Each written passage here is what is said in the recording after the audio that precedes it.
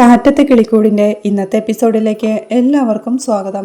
Video ആദ്യമായി കാണുകയാണെങ്കിൽ support ചെയ്ത് സബ്സ്ക്രൈബ് ചെയ്ത് ലൈക്ക് ചെയ്യാൻ മറക്കല്ലേ. നിധിയെയും കൊണ്ട് സുഭാഷേട്ടനും നികേഷും ഒരു ഓട്ടോയിൽ വീട്ടിലെത്തുകയാണ്. അച്ഛനും ഉമ്മറത്ത് തന്നെ ബീഡിയും വലിച്ചിരിപ്പുണ്ട്. അവർ ഓട്ടോയിൽ നിന്ന് ഇറങ്ങുമ്പോഴേക്കും ഹരീഷ് അവരുടെ അടുത്തേക്ക് ഓടിച്ചെന്ന് നിധിയുടെ ബാഗ് വാങ്ങി സന്തോഷത്തോടെ വീട്ടിലേക്ക് നടന്നു നീങ്ങുകയാ. പുറകെ നിധിയും കൂട്ടരും. ഉമ്മറത്തേക്ക് കയറിയ നിധിയെ കണ്ട് അച്ഛൻ പരുങ്ങലോടെ ഒന്ന് ചിരിക്കുന്നുണ്ടെങ്കിലും നിധി അച്ഛനെ ഒന്ന് കടുപ്പിച്ചു നോക്കി ചെയ്യാനുള്ളതെല്ലാം ചെയ്തു വെച്ചിട്ട് ഒന്നും അറിയാത്ത പോലെ തലയും താഴ്ത്തി ഇരിക്കണ കണ്ടില്ലേ എന്ന് മനസ്സിൽ പിറുപിറുക്കെ. എന്റെ ശിവനെ, വന്നു കയറിയതും എന്റെ മെക്കിട്ടാണല്ലോ എന്ന് അച്ഛനും മനസ്സിൽ പറയുന്നുണ്ട്. മോളെ, എന്താ പറഞ്ഞത് എന്ന് സുഭാഷേട്ടൻ ചോദിക്കേ. ഏയ് അതൊന്നുമില്ല സുഭാഷേട്ടാ, ചില ആളുകളെ സഹായിക്കാൻ വേണ്ടി ഓരോന്ന് ചെയ്യും, എന്നിട്ട് ഒന്നും അറിഞ്ഞില്ലെന്ന ഭാവത്തിലിരിക്കും. അത്തരം കള്ളന്മാരെ ഒന്ന് കൈകാര്യം ചെയ്യാനുണ്ടെന്ന് പറഞ്ഞതാ എന്നവൾ പറയുന്നുണ്ട്. ആര് പറ്റിയാ നിധി എന്ന് സുഭാഷേട്ടൻ ചോദിക്കേ. അതൊക്കെയുണ്ട് എന്ന് അച്ഛനെ നോക്കി നിധി പറയുന്നുണ്ട്. അപ്പൊ നീ കരുതിക്കൂട്ടി വന്നിരിക്കുകയാണല്ലേ എന്ന ഭാവത്തിൽ അച്ഛനും നിധിയെ നോക്കുകയാ. അതെ, ഇത്തവണ കരുതിക്കുട്ടിയാണ് എന്നവളും മനസ്സിൽ പറയേ. അല്ല, എന്താ പ്ലാൻ എന്ന സംശയത്തോടെ അച്ഛൻ നോക്കുന്നുണ്ട്. അച്ഛനെ ഒന്ന് വറുത്തെടുക്കാൻ എന്ന ഭാവത്തിൽ അവൾ അച്ഛനെ നോക്കേ. അയ്യോ എന്ന് പേടിയോടെ നോക്കിയിരിപ്പാ അച്ഛനും. ഏട്ടത്തി എന്താ ഇവിടെ നിൽക്കുന്നേ, വാ അകത്തേക്ക് പോവാമെന്ന് പറഞ്ഞ് നികേഷ് വിളിക്കേ.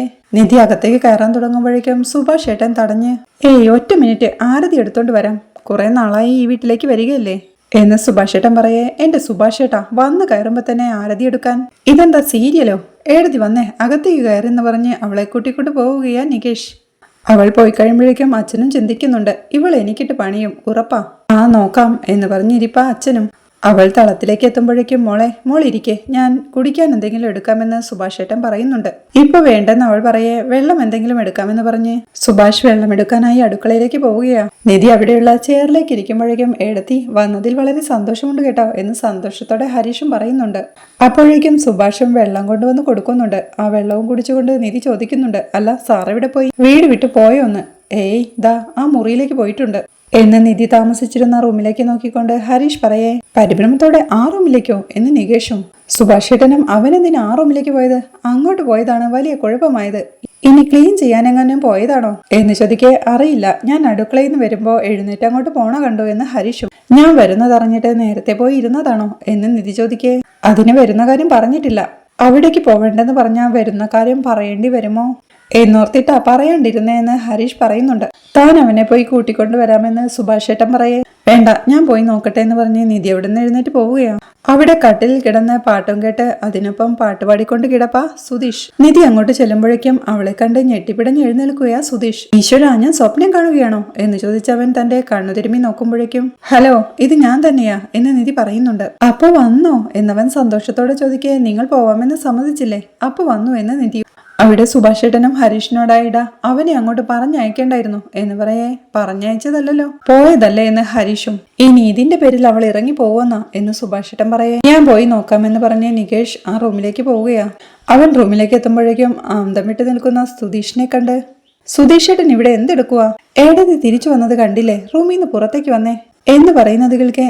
തിരിച്ചു വന്നോ എന്ന് ചോദിച്ച് സുധീഷും ബോധം കെട്ട് വീഴുകയാ.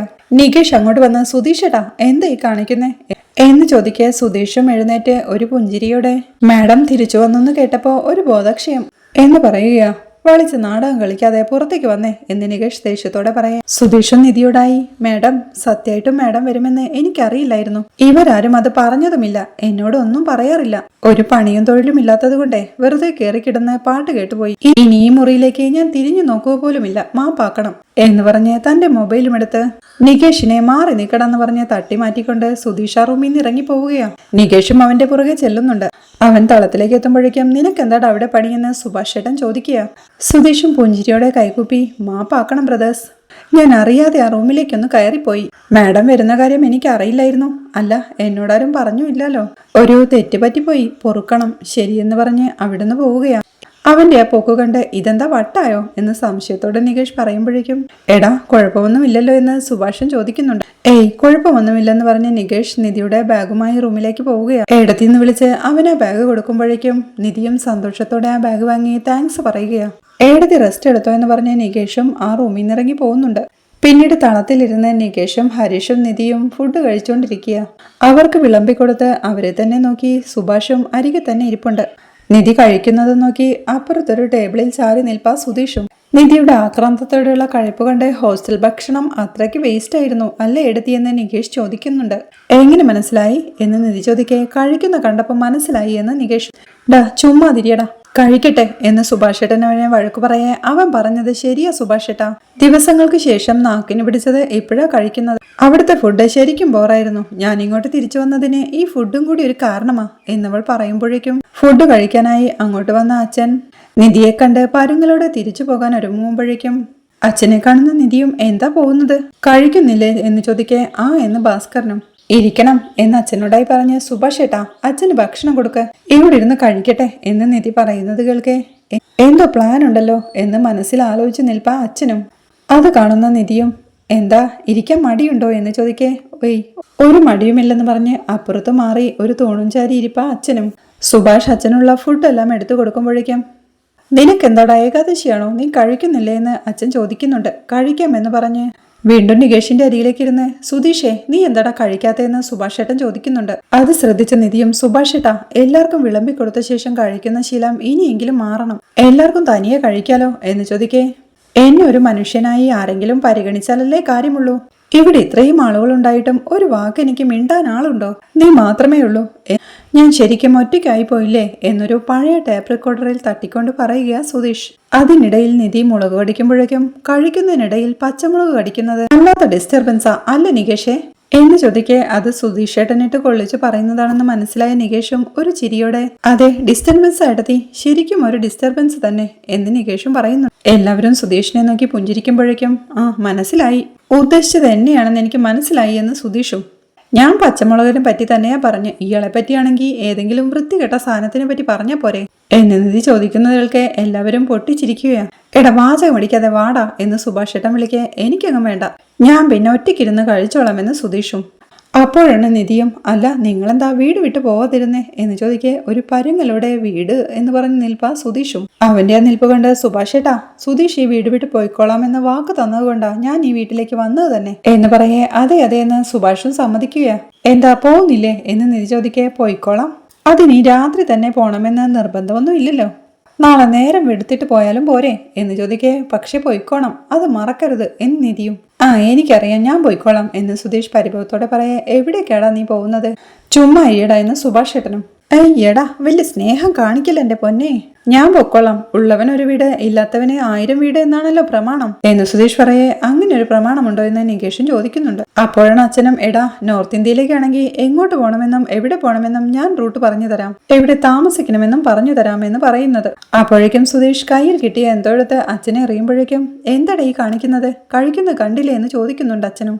നിങ്ങൾ പിന്നെ നോർത്ത് ഇന്ത്യയിൽ ഗവർണർ ആയിരുന്നല്ലോ, എപ്പോ നോക്കിയാലും നോർത്ത് ഇന്ത്യ നോർത്ത് ഇന്ത്യ, നിങ്ങളതിനെ നോർത്ത് ഇന്ത്യയിൽ പോയിട്ടുണ്ടോ, വായടച്ചിരുന്ന് കഴിക്കാൻ നോക്കുന്ന സുധീഷ് പറയേ. എടാ വായടച്ചാൽ എങ്ങനെയാടാ കഴിക്കുക, നോൺസെൻസ് എന്ന് അച്ഛൻ പറയുന്നത് കേൾക്കെ എല്ലാവരും ചിരിക്കുകയാണ്. അത് കണ്ട് സുഭാഷ് ഏട്ടനും ഇപ്പൊ ഈ വീടിനൊരു പ്രകാശം വന്നു അല്ലടാ എന്ന് നികേഷിനോടായി ചോദിക്കുന്നുണ്ട്. നികേഷും പുഞ്ചിരിയോടെ നിധിയോടായി അതെ ഏടത്തി തിരിച്ചു വന്നത് നന്നായി, ഏടത്തി പോയപ്പോ ഈ വീട് പഴയതിലും മോശമായിരുന്നു എന്ന് പറയുമ്പോഴേക്കും അച്ഛനും അതെ മോളെ നീ വന്നപ്പോഴേക്കും ഇവിടെ കിടന്ന 40 വാട്ട്സ് ബൾബൊക്കെ 1000 വാട്ട്സായി മാറി, അതാ കാര്യം എന്ന് അച്ഛൻ പറയേ. നിധിയും ദേഷ്യത്തോടെ അച്ഛന് നോക്കുകയാ. അല്ല ഇത്തിരി കൂട്ടി പറഞ്ഞെന്നേ ഉള്ളൂ, ഒരു 100 വാട്ട്സിന്റെ വെളിച്ചം വന്നു, ദേ അത് ഈ പിള്ളേരുടെയൊക്കെ മുഖത്ത് കാണാമെന്ന് അച്ഛൻ പറയുന്നതുകൾക്ക് നിധിയും ഒരു പുഞ്ചിരിയോടെ എല്ലാവരുടെയും മുഖത്തേക്ക് നോക്കുകയാ. അച്ഛൻ സുധീഷിനെ നോക്കി അവന്റെ ഫിലമെന്റ് അടിച്ചു പോയത് കൊണ്ടാ അവന്റെ മുഖത്തൊരു മങ്ങല് കാണുന്നത് എന്ന് പറയുന്നത് കേട്ട് സുധീഷ് ദേഷ്യത്തോടെ അച്ഛനെ ഒന്ന് നോക്കി. അതെ ഞാൻ പോവാണെന്ന് പറഞ്ഞ് അവിടുന്ന് പോവാൻ തുടങ്ങി. കഴിച്ചിട്ട് പോടാ എന്ന് സുഭാഷ് ഏട്ടനും വിളിച്ചു പറയുന്നുണ്ട്. വേണ്ട എന്ന് തീർത്തു പറഞ്ഞ് സുധീഷും പിന്നെ അപ്പുറത്തേക്ക് പോവുകയാ. ചമ്മലായതുകൊണ്ടാ പിന്നെ വന്ന് കഴിച്ചോളുമെന്ന് ഹരീഷും പറയുന്നുണ്ട്. അവൻ പോയത് നോക്കി സുഭാഷ് വിഷമത്തോടെ ആലോചനയുടെ ഇരിക്കുന്നത് ശ്രദ്ധിച്ച നിധിയും സുഭാഷ് ഏട്ടൻ കഴിക്കേ എന്ന് പറയേ സുഭാഷും കഴിക്കുന്നുണ്ട്. പിന്നീട് രാവിലെ നിധി തളത്തിലിരുന്ന് ബുക്ക് വായിച്ചോണ്ടിരിക്കുക. അപ്പുറത്ത് തന്നെ ചെയറിൽ മൊബൈലും നോക്കി ഓരോന്ന് പറഞ്ഞിരിപ്പാ നികേഷും ഹരീഷും. അപ്പോഴാണ് സുധീഷ് ഒരു ബിഗ് ഷോപ്പറുമായി തളത്തിലേക്ക് കയറി വന്ന് അടുക്കളയിൽ നിൽക്കുന്ന സുഭാഷ് ഏട്ടനെ നോക്കി സുഭാഷ് ഏട്ടൻസ് വരൂ എന്ന് വിളിക്കുന്നത്.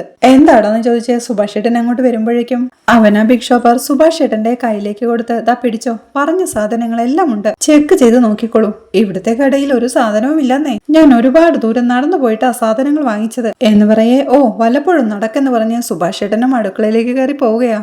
എല്ലാം സുഭാഷേട്ടന് വേണ്ടി മാത്രം എന്ന് സുധീഷ് വിളിച്ചു പറയേ. അതെങ്ങനെയാ? ഭക്ഷണം ഉണ്ടാക്കിയ സുഭാഷേട്ടൻ മാത്രമാണോ കഴിക്കുന്നത്? അല്ലല്ലോ എന്ന് നിധിയും ചോദിക്കുന്നുണ്ട്. അത് കേൾക്കാൻ നികേഷും ഹരീഷും പൊട്ടിച്ചിരിക്കുമ്പോഴേക്കും എന്റെ പൊന്നോ, ഞാനൊരു തമാശ പറഞ്ഞതാണേ, ഇനി അതിൽ പിടിച്ച് തൂങ്ങണ്ടെന്ന് പറഞ്ഞ് അവിടെയുള്ള സോഫയിലേക്ക് ഇരിക്കുകയാ.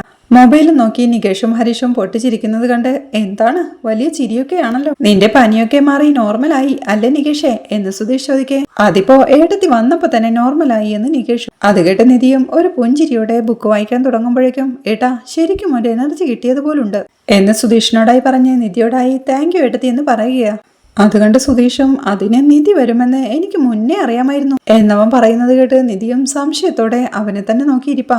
നിധി തിരിച്ച് ഈ വീട്ടിലേക്ക് തന്നെ വരുമെന്ന് ഒരു വിശ്വാസം എനിക്കുണ്ടായിരുന്നു എന്നവൻ പറയുന്നത് കേൾക്കെ മോങ്ങിക്കൊണ്ടിരിക്കുന്നത് നമ്മൾ കണ്ടതല്ലേ, എന്താ കോൺഫിഡൻസ് എന്ന് നോക്ക് എന്ന് ഹരീഷ് നികേഷിനോടായി പറയുമ്പോഴേക്കും നികേഷും അത് കേട്ട് പൊട്ടിച്ചിരിക്കുകയാ.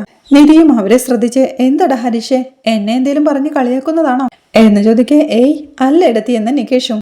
സുധീഷും അവിടെ നിന്ന് എഴുന്നേറ്റ് എന്ത്, നിധിയെ കളിയാക്കിയെന്നോ? നീ എന്തിനാണ് നിധിയെ കളിയാക്കിയത്? ഞാൻ ഇവിടെ ഇരിക്കുമ്പോ നിധിയെ കളിയാക്കുന്നോ? അതൊന്ന് കാണണമല്ലോ, നീ എന്താ വിചാരിച്ചേ എന്നൊക്കെ ചോദിച്ച് അവനെ ചോദ്യം ചെയ്യുമ്പോഴേക്കും അത് ശ്രദ്ധിച്ച് നിധിയും ഹലോ ഹലോ എന്താ എന്ന് ചോദിക്കേ. അല്ല, നിധിയെ കളിയാക്കിയത് ചോദിച്ചതാ എന്ന് സുധീഷ് പറയേ. അത് ചോദിക്കാൻ എനിക്കറിഞ്ഞൂടെ എന്ന് നിധി പറയുന്ന കേട്ട് നികേഷും ഹരീഷും അടക്കി പിടിച്ച് ചിരിക്കുന്നുണ്ട്. സുധീഷും ഒരു ചമ്മലോടെ വീണ്ടും ചെയറിലേക്ക് ഇരിക്കുമ്പോഴേക്കും നിധിയും അത് പോട്ടെ, ഞാൻ വരുമെന്ന് നിങ്ങൾക്ക് എങ്ങനെ അറിയാമെന്ന് സംശയത്തോടെ ചോദിക്കുകയാ. അത് എന്ന് പറഞ്ഞ് സുധീഷ് ഒരു പരങ്ങലോടെ ഇരിക്കുമ്പോഴേക്കും ഏട്ടത്തി വന്നതേ എനിക്ക് പനി വന്നിട്ടാ എന്ന് നികേഷും ചാടിക്കയറി പറയുകയാ. അതൊന്നുമല്ലടാ, നിനക്ക് പനി വന്നില്ലെങ്കിലും നിധി ഇവിടെ വരുമായിരുന്നു, അതെനിക്കറിയാം മോനെ എന്നൊരു ചിരിയോടെ പറഞ്ഞിരിപ്പാ സുധീഷും. ഇങ്ങനൊരു കാര്യമില്ലാണ്ട് വാങ്ങിക്കൂട്ടും എന്ന് ഹരീഷ് പറയേ. സുധീഷ് വീണ്ടും പറയുകയാ. എടാ, ഇത്രയൊക്കെ പ്രശ്നമുണ്ടായിട്ടും അവൾ കഴുത്തിലെ താലി അഴിച്ചോ? ഇല്ലല്ലോ, അതാണ് ഈ വീടുമായിട്ടുള്ള ബന്ധം നിധി ഉപേക്ഷിക്കില്ല എന്നുള്ളതിനുള്ള തെളിവ്. അല്ലെങ്കിൽ അത് ഊരിക്കളയാമായിരുന്നല്ലോ, പക്ഷേ നിധി അത് ചെയ്തില്ല. അതാണ് നിധി വരുമെന്ന് ഞാൻ പറയാൻ കാരണം എന്ന് പറഞ്ഞൊരു പുഞ്ചിരിയോടെ എന്താ ഞാൻ പറഞ്ഞത് കറക്റ്റ് അല്ലേ നിധി എന്ന് ചോദിക്കുന്നുണ്ട് സുധീഷ്. ആണോ എന്ന് നിധിയും സംശയത്തോടെ ചോദിക്കേ. പിന്നെ ഈ താലി മഹാത്മ്യം എന്ന് പറയുന്നത് ചെറിയ കാര്യമാണെന്നാ എന്ന് സുധീഷ് പറയേ. ശരിക്കും എന്ന് നിധിയും. നിധി അതിനൊക്കെ വലിയ വില കൊടുക്കുന്ന ആളാണെന്ന് എനിക്ക് മനസ്സിലായി. അതുകൊണ്ട് തന്നെ ആ താലി കെട്ടി വന്ന വീടെന്ന നിലയില് നിധി ഇങ്ങോട്ട് തന്നെ തിരിച്ചു വരുമെന്ന് എന്റെ മനസ്സിങ്ങനെ പറയുന്നുണ്ടായിരുന്നു എന്നവൻ ചിരിയോടെ പറയുമ്പോഴേക്കും ഓഹോ എന്ന് പറഞ്ഞ് നിധിയും എഴുന്നേറ്റ് അവന്റെ അരികിലേക്ക് ചെന്ന് അവനെ ദേഷ്യത്തോടെ നോക്കി നിൽക്കെ. എന്തേ എന്നൊരു പുഞ്ചിരിയോടെ അവനും ചോദിക്കുന്നുണ്ട്. അപ്പോഴാണ് നിധി തന്റെ കഴുത്തിൽ നിന്നും ആ താലിമാല അഴിച്ചെടുക്കുന്നത്. ആ കാഴ്ച കണ്ടുകൊണ്ടാണ് സുഭാഷ് ഏട്ടനും അടുക്കളയിൽ നിന്നും വരുന്നത്. അത് കണ്ട് സുധീഷും ഒരു ഞെട്ടലോടെ എഴുന്നേറ്റ് അവളെ തന്നെ നോക്കി നിൽക്കുമ്പോഴേക്കും നിധിയും ആ താലിമാല അവനു നേരെ നീട്ടി. ഇതുള്ളത് കൊണ്ടാണ് ഞാൻ ഇങ്ങോട്ട് വന്നതെന്ന തോന്നൽ വേണ്ട, ഗോൾഡാ ഭദ്രമായി എടുത്തു വെച്ചോ എന്ന് നിധി പറയേ. കൈ രണ്ടും പുറകിലേക്ക് പിണച്ചു കെട്ടി. വേണ്ട എന്ന് സുധീഷും പറയുകയാ. അവൾ അവന്റെ കൈ പിടിച്ചു വലിച്ചെടുത്ത് ആ കൈയിലേക്ക് താലിമാല വെച്ചു കൊടുക്കുകയാ. വല്ല കാര്യവും ഉണ്ടായിരുന്നോ എന്ന് നികേഷും ഹരീഷിനോടായി പറയുന്നുണ്ട്.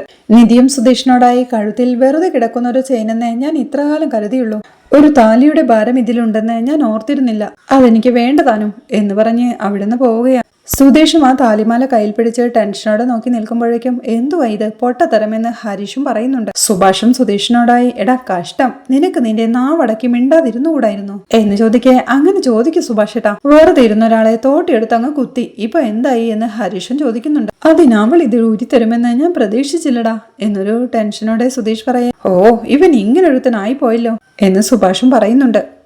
അതല്ല, ഈ താലിയൂരി തരുമ്പോഴേ നിധി പറഞ്ഞത് നിങ്ങൾ കേട്ടായിരുന്നോ? ഇത് ഭദ്രമായി സൂക്ഷിച്ചു കൊള്ളാൻ അവള് പറഞ്ഞത്. അങ്ങനെയാണെങ്കിൽ തിരിച്ചു വന്ന് പിന്നീട് ഇത് വാങ്ങാന്നല്ലേ അതിന്റെ അർത്ഥം എന്ന് സുധീഷ് ചോദിക്കേ. അയ്യോ അല്ല, ഇത് ഗോൾഡാണ്, പണിയില്ലാത്തത് കൊണ്ട് വിറ്റ് പുട്ടടിക്കരുതെന്നാ പറഞ്ഞത്. ഇത് നിങ്ങളുടെ അമ്മയുടെ മാലയാ, അതുകൊണ്ട് സൂക്ഷിച്ചെടുത്തു വെക്കണമെന്നാണ് പറഞ്ഞത് എന്ന് ഹരീഷ് പറയേ. ആണ് എന്ന് സുഭാഷ് ഏട്ടനും പറയുന്നുണ്ട്. അങ്ങനെയൊന്നും അവള് പറഞ്ഞിട്ടില്ല, നീ വേറെ അർത്ഥമൊന്നും കണ്ടുപിടിക്കണ്ട. പിന്നെ എന്ന് സുധീഷ് പറയേ.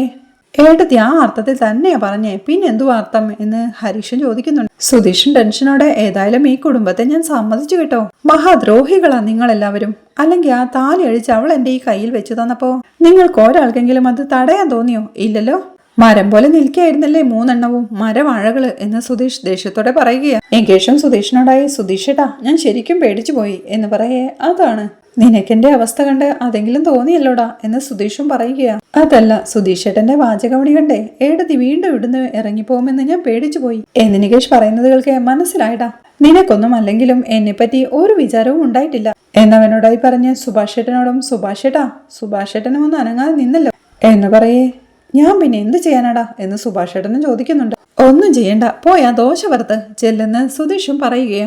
ദേ ഇങ്ങനെ വാ വിട്ട് ഓരോന്ന് പറഞ്ഞിട്ട് ഇപ്പൊ ബാക്കിയുള്ളവരെ ചീത്ത പറയാൻ നിൽക്കുന്നോ എന്ന് ഹരീഷ് ചോദിക്കേ. എടാ നിങ്ങൾക്ക് ആർക്കും എന്റെ വിഷമമൊന്നും മനസ്സിലാവുന്നില്ലല്ലോ എന്ന് സുധീഷും. ദേ വാങ്ങി കൂട്ടിയതല്ലേ, അനുഭവിച്ചോ അങ്ങോട്ട് എന്ന് ഹരീഷ് ദേഷ്യത്തോടെ പറയേ. ഓ നിങ്ങളൊക്കെ അപ്പോ ഒറ്റക്കെട്ടായല്ലേ? ആ നിങ്ങൾ നോക്കിക്കോ, അധികം വൈകാതെ ഈ താലി നിധി തന്നെ വാങ്ങി കഴുത്തിലണിയുന്നൊരു ദിവസം വരും, അന്ന് കാണിച്ചു തരാം ഞാൻ. ജസ്റ്റ് റിമെമ്പർ ദാറ്റ് എന്ന് പറഞ്ഞ് സുധീഷ് അവിടെ നിന്ന് ഇറങ്ങി പോവുകയാ.